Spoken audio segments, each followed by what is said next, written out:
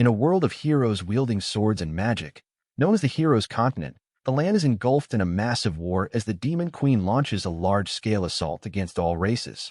With her overwhelming strength, the Demon Queen's army cuts through opposition like a hot knife through butter, leaving the empires of various races in ruins one after another. Before long, only the human race continues to resist. However, internal strife and rebellions weaken the humans, leading to the collapse of their empire and defenses, ultimately forcing them to surrender. Through these events, Elizabeth rises to become the most powerful Demon Queen in history, securing her position as the sole ruler of the entire world. Having successfully consolidated her dominance, she oversees a realm under her control. However, one of the high priests warns Elizabeth not to consider this the final victory, predicting that a hero will rise in the future to challenge her, as foretold in the legends. This warning is met with defiance, as Malfoy silences the priest, Barrow, reminding him that the queen did not request his opinion. She is simply giving him an order. However, Teacher Barrow dismisses it as nonsense and accuses Malfoy of being a traitor to the human race, a patricide-committing, enemy-embracing betrayer, despite the priest's efforts to cultivate him as if he were the prophesied hero. Barrow laments that all his efforts were in vain. Malfoy, unfazed and prepared to end a priest's life, dismisses Barrow's accusations as senseless ramblings. He sarcastically questions whether the priest misses his useless father and wishes to join him. Queen Elizabeth intervenes, intrigued by the mention of the prophesied hero. She demands that the high priest explain what he means, warning that she has countless ways to ensure he suffers a fate worse than death should he refuse. Trembling, the high priest cries out that the prophecy foretells a chosen hero who will pull the holy sword from its stone platform, signaling the end of the demon race's reign. He declares that the holy sword, known as Alpha, is embedded in the stone platform in the main hall and refuses to disclose its secrets, determined not to betray the human race. Queen Elizabeth recalls the ancient legends, which speak of the hero gaining the right to challenge the queen by successfully pulling the holy sword from the stone. Queen Elizabeth observes the sword and remarks on how intriguing it is. She begins to anticipate the hero's arrival with a mix of curiosity and amusement. Time passes swiftly under her rule, 1 year, then 2, 3, and eventually 15 years. By the 15th year of Elizabeth's reign, the hero's continent has transformed. Humans and other races now live peacefully together under the Demon Queen's absolute rule. Elizabeth has abolished past discriminatory practices and inequalities among the races, creating a society where everyone coexists on equal footing without conflict. This newfound unity fosters peace and harmony, allowing the continent to thrive and flourish once again. Despite this prosperity, fear of losing the rare and precious peace leads to the emergence of an anti-hero alliance. This group resolutely opposes the arrival of the prophesied hero, viewing it as a potential threat to stability. Within the Demon Empire's castle, Queen Elizabeth convenes with her subordinates to inquire about any news of the prophesied hero. The Chancellor of the elf race, Twilia, steps forward and reports that the elves have mobilized all their tree insects in search of information. However, no trace or clue about the prophesied hero has been found. The Chancellor of the dwarf race, Heimerdinger, reports that while the dwarves may not excel at gathering intelligence, they have compiled information from every weapon store in the region and found no signs of suspicious activity. The Chancellor of the human race, Aristotle, expresses confidence, stating that even if the prophesied hero were to appear, any attempt to stand against them would be futile, and therefore there is no need for concern. However, the Chancellor of the demon race, Jim, interjects, reminding Aristotle that he may not be aware, given his recent appointment, but Queen Elizabeth is not afraid of the prophesied hero. In fact, she eagerly anticipates his arrival. To prepare for the possibility, Her Majesty has gathered ancient texts on magic and warfare, dedicating herself to understanding every aspect of strategy and combat. The Chancellor of the Beastman race, Mogul, asserts that if the Queen so desired, she could obliterate the hero's continent in an instant. Twilia, the Chancellor of the Elf race, reflects that the entire prophecy is likely a fabrication, a foolish tale perpetuated by the High Priest. She adds that under Queen Elizabeth's benevolent rule, the continent thrives, and they should consider it their fortune to have her as their ruler. In her view, the so-called prophesied hero is irrelevant and will inevitably meet his end. As if on cue, just as Heimerdinger mentions a high priest, the man himself, Barrow, appears, entering the castle in a dramatic fashion. Once the high priest of the human race, Barrow is now a staunch supporter of Queen Elizabeth's reign and the president of her unofficial fan club, firmly opposing the prophesied hero.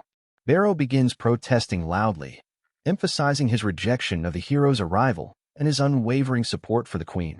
Queen Elizabeth, however, grows impatient with his antics.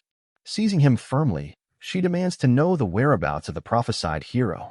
Barrow nervously explains that prophecies are not absolute and can lose their relevance when the subject of the prophecy, like Queen Elizabeth, far surpasses its expectations.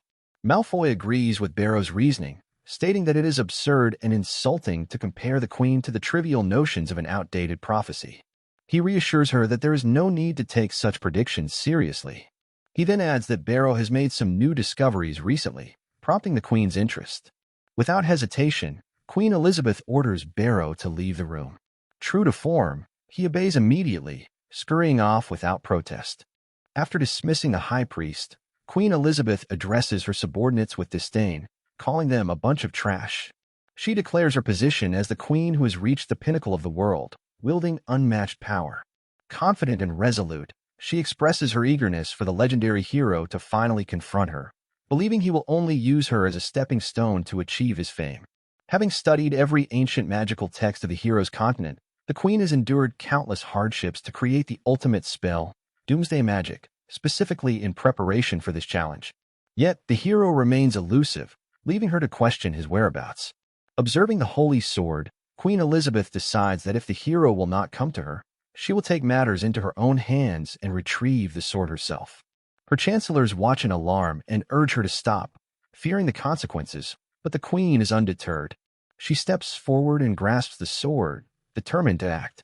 As she pulls the blade, the ground trembles violently, forcing the chancellors to use magic to shield themselves. Twilia, astonished, remarks on the queen's audacity to attempt pulling the holy sword herself. Suddenly, a radiant beam of light pierces the sky as Queen Elizabeth successfully draws the sword. She boldly questions the prophecy, scoffing at the idea that only the legendary hero could accomplish such a feat. Moments later, however, a vision overtakes her, revealing the location where the hero is hiding. Using her teleportation magic, Queen Elizabeth vanishes before Malfoy can stop her. Desperate to serve his master, he attempts to intervene but is unable to prevent her departure. Meanwhile, in a quiet newbie village, a farmer wipes sweat from his brow, reflecting on the peacefulness of farming. This seemingly ordinary farmer is none other than the legendary hero Leping. Leping was once just an ordinary office worker, living a monotonous life with little interest in games or anime. His only joy came from watching short videos during his daily commute. One day, while enjoying his favorite videos, he casually wishes for a more exciting life. In a twist of fate, he is suddenly transported to a new world. Guided by the new B system, Leping begins to learn basic survival skills, despite having no prior knowledge of this strange world. However, none of that bothers him, as he finds the pastoral lifestyle to be exactly what he has always desired. His body feels stronger and healthier than it ever did during his old life of office work. As the newbie training period concludes, the system informs our boy that he has fulfilled all the conditions to leave the village and begin his adventure. However, to the system's surprise, our boy decides he's perfectly content staying in the village and sees no reason to leave. The system urges Leping to leave the newbie village, emphasizing that venturing into the world will allow him to meet all kinds of people, learn various skills in swordsmanship and magic, and ultimately fulfill his destiny as the legendary hero meant to defeat the Demon Queen. However, our boy has no interest in such a mission. He adamantly refuses to kill any Demon Queen and resolves to continue his peaceful life in the newbie village. The system insists that staying is not an option, reminding him that his mission as a player is to defeat the Demon Queen. But despite the system's persistence, our boy realizes that beyond its constant nagging, it has no real power to force him into action. Confident in his choice, he decides to ignore the system's warnings and focus on living the simple life he enjoys. Leping discovers that the newbie village is surrounded by a special time barrier designed for safety. The barrier not only hides the village completely, but also alters time perception, making a single day last far longer than 24 hours. This unique feature allows him to dedicate more time to farming, hunting, forging, and meditation. Although he lacks knowledge of swords and magic, these skills are unimportant to him since he has no intention of leaving the village for adventures. Using the enhancement points earned through completing newbie tasks, our boy gradually builds his ideal pastoral home from scratch, relishing his serene lifestyle until one fateful day. The system begins malfunctioning, deeming it absurd that in a world of swords and magic, the so-called legendary hero spends all his time farming. Ignoring the system's constant suggestions, Leping remains focused on his daily routine. Frustrated, the system questions how someone who only uses newbie points to trade for maintenance tools and refuses to learn any skills or magic could possibly be the destined hero. Eventually, the system grows resentful of its situation and even starts wishing that our boy might meet his end at the hands of the Demon Queen. After much complaining, the system suddenly crashes one day and disappears entirely. Feeling relieved, our boy enjoys the newfound quiet and reflects on how nice it is to finally have peace. After a busy day, he notices his hunger and realizes that the firewood supply is running low. Deciding to replenish it, he remembers that he left his axe, De Zhuang, in the woods earlier that morning.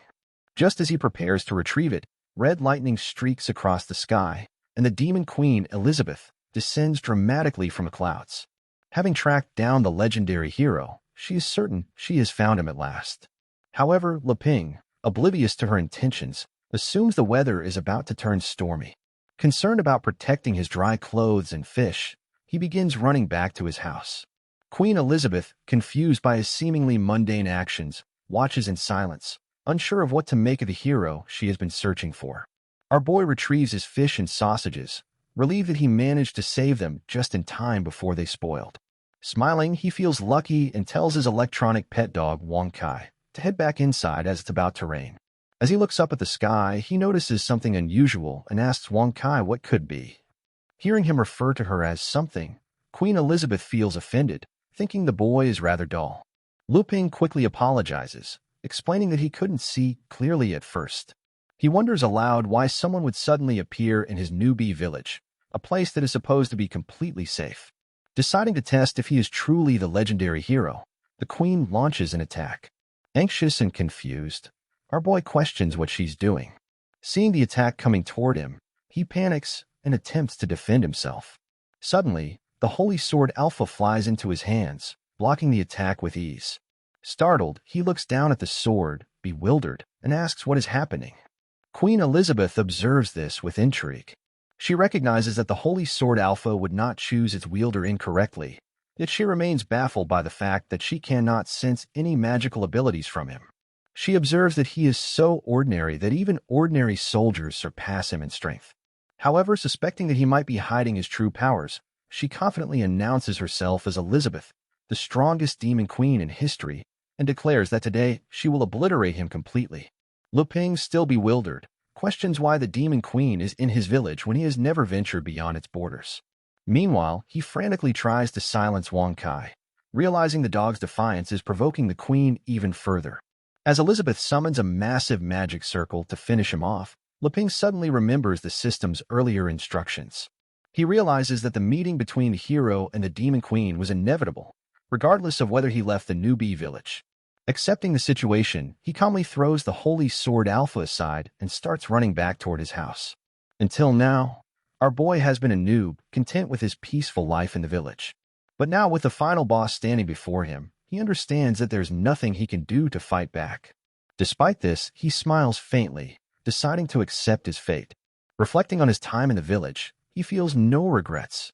Grateful for the happy and simple life he led, he accepts that everything, including his home, will soon return to nothing. Our boy steps inside and shuts the door, an action that enrages the demon queen. She demands to know what he meant by smiling at her just moments ago, assuming it was a challenge for her to attack him with everything she has. Furious, she calls him an unbelievably arrogant fool and unleashes a series of powerful attacks, determined to kill him. Wang Kai, the ever-loyal dog, immediately springs into action. Entering battle mode, Wang Kai begins performing rapid calculations and launches a counterattack, fiercely defending his master, Leping, with unwavering determination. Wang Kai fiercely defends his master, barking defiantly at the demon queen. Elizabeth, seething with rage, mocks the legendary hero, accusing him of arrogance for relying on an advanced magical tool with awakened sentience. Enraged, she declares that nothing can rival her power in her presence. Losing interest in the fight, she decides to end it swiftly and begins casting her apocalyptic magic, aiming to eliminate the dog and the surrounding land. As Elizabeth unleashes her devastating attack, Wang Kai quickly calculates a countermeasure and hurls a small black magical sphere toward her. Scoffing at the gesture, Elizabeth dismisses the sphere as useless and commands the dog to vanish along with the land. However, the small sphere rapidly expands into a massive quantum mechanical black hole, consuming her apocalyptic magic in an instant. Shocked, the queen steps back, questioning what the hero could have possibly done inside the house to prepare such an extraordinary defense. Meanwhile, inside the house, our boy Leping lies peacefully on his bed, seemingly unbothered by the chaos outside. With a serene smile on his face, he waits for whatever fate has in store for him. Elizabeth descends to confront Wang Kai directly. She begins laughing, realizing she had severely underestimated the legendary hero and his small but formidable companion. With renewed determination, Queen Elizabeth declares she will no longer hold back, warning Wang Kai not to get too conceited. She reveals that she has only been using less than 30% of her power so far. Convinced that the dog is nothing more than an impudent nuisance, she decides to demonstrate true terror by transforming into her formidable demon god form. The battle between Wang Kai and the Demon Queen escalates, with both unleashing their full strength and clashing with devastating force. Meanwhile, inside the house, our boy wakes up from an hour-long nap, momentarily disoriented. For a brief moment, he wonders if he has already died. Realizing he's still at home, he gets up and notices the unusual quiet outside. Assuming the Demon Queen isn't waiting for him outside like a maniac, he cautiously opens the door to take a peek. As the smoke clears, Leping is greeted by the sight of the Demon Queen holding his loyal dog, Wang Kai, firmly in her grasp. With a mocking tone, she sarcastically apologizes for destroying the magical tool he seemed so proud of. Despite her enraged expression and the tension in the air, our boy tries to defuse the situation. In his usual calm manner, he suggests they sit down somewhere and talk things out. The Demon Queen agrees to chat, but only after she finishes killing him. However, she suddenly begins to feel dizzy and struggles to believe she has been pushed to her limits, questioning if this is the end foretold in the legends. Her body trembles uncontrollably before she loses consciousness and collapses to the ground. Our boy notices her fall and wonders if she's all right, though he has no idea what is happening. As her transformation fades, Leping remains clueless about the situation. A few hours later, the Demon Queen awakens to find herself lying in the boy's bed. Shocked and humiliated, she realizes that instead of killing her, he has somehow managed to imprison her after her defeat. She demands to know if this was his way of proving his power to the world. Attempting to free herself, she discovers that her restraints are legendary artifacts, objects she has never encountered before. Astonished, she begins to question just how much power the boy is hiding. As her eyes scan the room, she observes strange items that seem far from ordinary. The realization dawns on her. She gravely underestimated the hero, and he is far more cunning than she imagined. Moments later, our boy enters the room and notices she has woken up. In his usual calm and matter-of-fact manner, he tells her that if she truly wants to kill him, she is free to do so. He makes it clear that he doesn't expect her to beg for mercy, leaving her even more baffled by his behavior. Although our boy finds the Demon Queen truly frightening, he realizes this may be his only chance to survive and decides to seize the opportunity. He suggests that they talk instead and explains that the handcuffs were merely a precaution because he is terrified of her. Trying to avoid sounding rude, he clarifies that she isn't terrifying but rather formidable. Queen Elizabeth, puzzled by his words, doesn't fully understand his meaning. The boy then shares his belief that there has been a misunderstanding between them and offers to unlock the handcuffs so they can have a proper conversation. From Queen Elizabeth's perspective, his words take on a different meaning. She interprets his comments as an admission that she initially underestimated him, believing she was formidable enough to challenge him. In her imagination, Leping becomes a wicked hero who is now leveraging his power to make her comply with his demands for her survival. However, to her surprise, the boy gently removes her handcuffs, assuring her that he has no ill intentions and simply wants to talk. His calm demeanor confounds her further. Assessing her situation, Queen Elizabeth acknowledges that it is unfavorable. She reasons that even someone as powerful as herself must sometimes adapt and endure temporary setbacks. Deciding to bide her time, she plays along for now, but silently vows that he will regret his perceived arrogance in the future. Our boy tells the Demon Queen she can rest and begins to walk away, feeling anxious. He reflects on why he didn't kill her while she was unconscious, reasoning that, In a world of swords and magic, it's common for someone of her power to possess resurrection skills. Besides, he lacks the nerve to kill anything beyond chickens and fish. The idea of killing a person, let alone the Demon Queen, is unimaginable to him. Instead, he resolves to end the conflict between the hero and the Demon Queen without resorting to violence or killing. He convinces himself that by demonstrating he poses no threat and genuinely wants to be her friend, he can resolve their differences and continue living his peaceful life. Amused by the absurdity of his plan, our boy begins laughing at the entire scenario. However, the Demon Queen, observing him, misinterprets his laughter as mockery. Lu Ping, oblivious to her reaction, turns his attention to his pet dog, Wang Kai, and realizes the poor creature is a complete mess after their earlier ordeal. She questions if the dog is his most powerful magical tool. Our boy recalls that Wang Kai isn't a magic tool, but something he created to stave off boredom while living in the village. However, he replies casually that she can think of it that way since Wang Kai was developed by him only recently. She grins, believing it's now his turn to be careless. As she begins plotting, she silently plans to use abyss magic to recover her strength quickly after being freed from the handcuffs. With what she perceives as the loss of his most powerful magic tool, the Demon Queen feels the balance of power has shifted in her favor. Rising to her feet, she prepares to attack, even apologizing mockingly for breaking his toy. Unfazed, he explains that it's fine because the memory card is still intact. This revelation catches her off guard as she prepares to eliminate the legendary hero, believing the moment is perfect. Our boy continues his calm explanation, showing her the components and remarking that he had made a lot of preparations, so she doesn't have to worry. To her shock, he uses the old memory card to reactivate Wang Kai. He casually mentions how much fun it is to have a companion, but admits that his dog can be a bit naughty at times, which is why he usually only activates one at home. From the Demon Queen's perspective, the boy now appears both wicked and frightening, his calm demeanor and ingenuity making her question just how much power he truly holds. Feeling hopeless and on the verge of giving up, the Demon Queen suddenly catches a tantalizing scent and questions what it is. Our boy explains that while she was unconscious, he prepared some food to help warm her up. She scoffs internally, believing that only the weak need to eat, as her transcendent state renders sustenance unnecessary. Yet, the aroma of the food proves irresistible.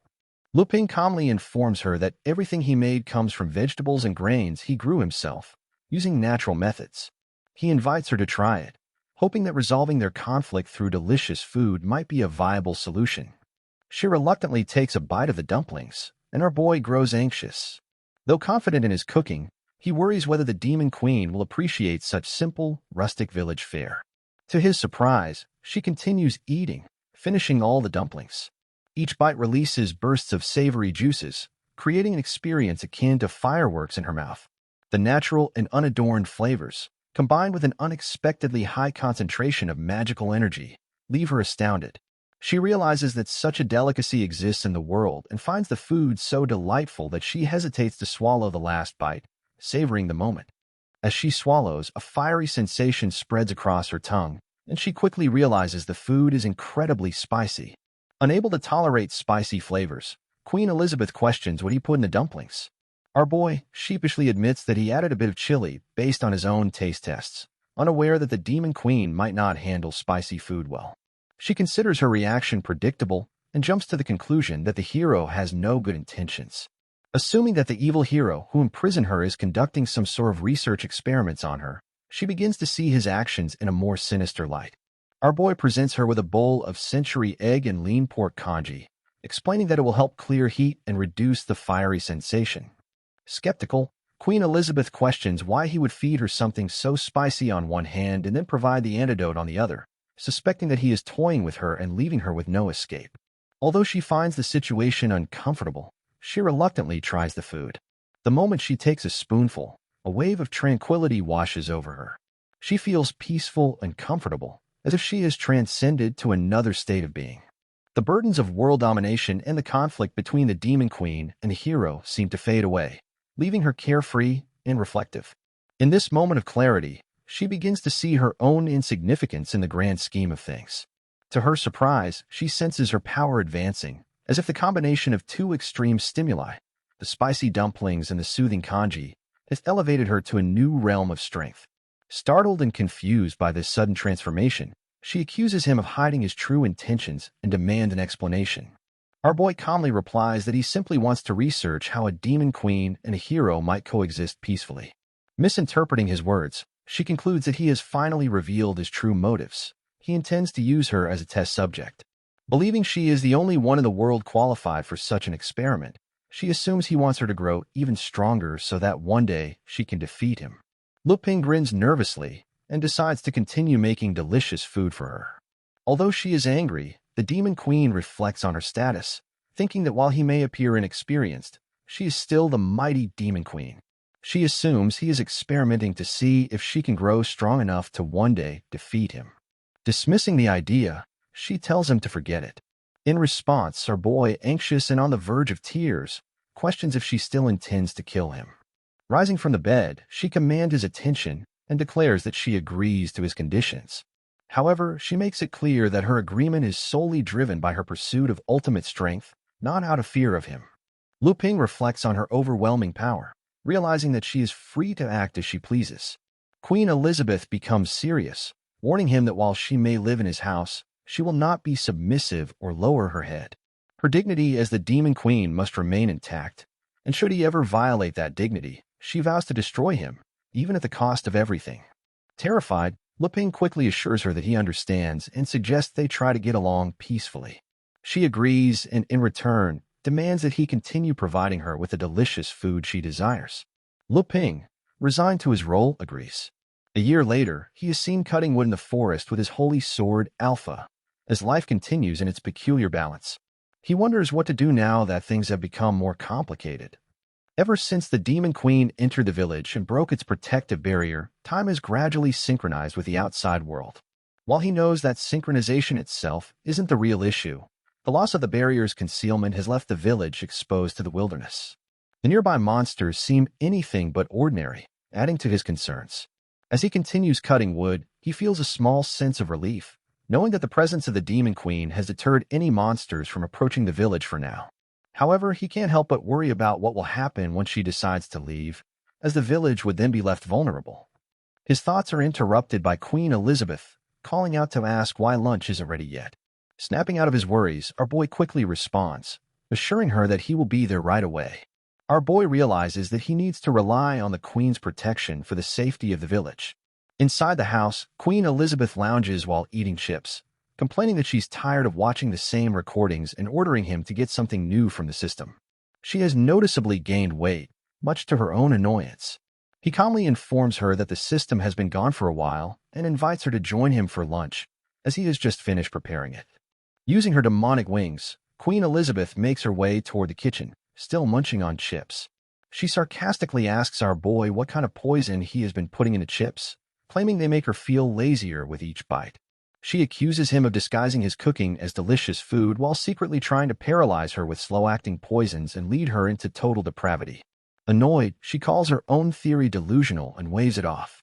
Lupin explains calmly that the chips are simply high in calories, and that overeating them can easily lead to weight gain and obesity. Hearing this, without hesitation, snaps her fingers. Activating her deep-sea magic, she converts all the negative effects into magical energy, instantly transforming back into her healthy and fit form. Our boy, watching in amazement, is astonished to see magic used in such an unconventional way. She questions whether he feels disappointed that she has overcome one of his supposed tricks. Our boy doesn't fully understand her comment but decides to go along with it. As she digs into the lunch, she concludes that it suits her needs perfectly and resolves not to hold back.